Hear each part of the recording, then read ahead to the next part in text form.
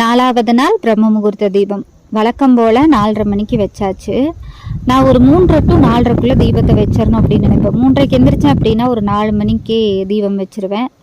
கிட்டத்தட்ட 4 மணி ஆயிடுச்சுன்னா ஒரு 4:30க்கு வந்து தீபம் போட்டுருவேன். தீபம் வச்சுட்டு டைம் ஆயிடுச்சு அப்படின்னா தீபம் பருத்தி வச்சுட்டு அதுக்கப்புறமா கூட நான் பூலாம் போடுறது எல்லாத்தையும் எடுத்து வைக்கிறது இந்த மாதிரி பண்ணுவேன். ஏன்னா அந்த டைமில் நான் வந்து பண்ணணும் அப்படின்னு ஒரு உறுதியோடு பண்ணிகிட்ருக்கேன்.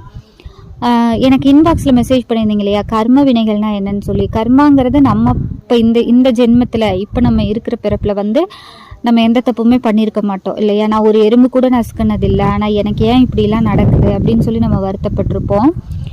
இது என்னன்னா நம்மளோட முன்னோர்கள் பண்ணது, அதாவது தாத்தாவோட அப்பா, அவங்களுடைய அப்பா, அவங்க யாராவது பண்ணது அப்படின்னு ஏதாவது துரோகமா அந்த மாதிரியா அப்படின்னா அதுவும் கர்மா தான்.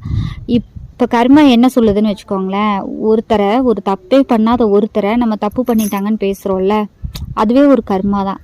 இப்போ நம்ம நிறைய பேரை சொல்லுவோம், இப்போ ஒரு ஹீரோயின்ஸே இருக்காங்கன்னா அவங்களோட உள்ளுக்குள்ளே இருக்கக்கூடிய அந்த வலி என்ன, வேதனை என்ன நம்மளுக்கு தெரியாது. நம்ம மேலோட்டமாக பார்த்துட்டு யாராவது ஒருத்தவங்க தப்பாக கமெண்ட் போட்டிருப்பாங்க, அதை பார்த்து ஓகே இதுவாக தான் இருக்குன்னு சொல்லிட்டு நம்ம பண்ணுறோம் இல்லையா. அப்போ அவங்க மனசு நொந்து போவாங்கள்ல, பாரேன் இவங்கெல்லாம் நம்மளை, இப்போ ஹீரோயின்ஸுக்கு நம்மளை யாருன்னு தெரியாது, பட் நம்ம சொந்த பந்தம் இல்லை ஃப்ரெண்ட்ஸு இந்த மாதிரி நம்ம பக்கத்தில் இருக்கவங்க அப்படிங்கும்போது நம்மளாம் அவங்கள பேசியிருப்போம் அப்படின்னு சொல்லி அவங்களுக்கு ஒரு வருத்தம் இருக்கும் இல்லையா. அது கூட ஒரு கர்மா தான். ஏன்னா செய்யாத தவறுக்கு ஒருத்தர் ஒரு பழி ஏற்றுக்கிறாங்க, அதை வந்து எல்லாருமா சேர்ந்து அந்த பழி போடுறோம் அப்படிங்கும்போது கூட அதுவும் ஒரு கர்ம வினை தான். அதுவுமே போய் அதில் தான் சேருது.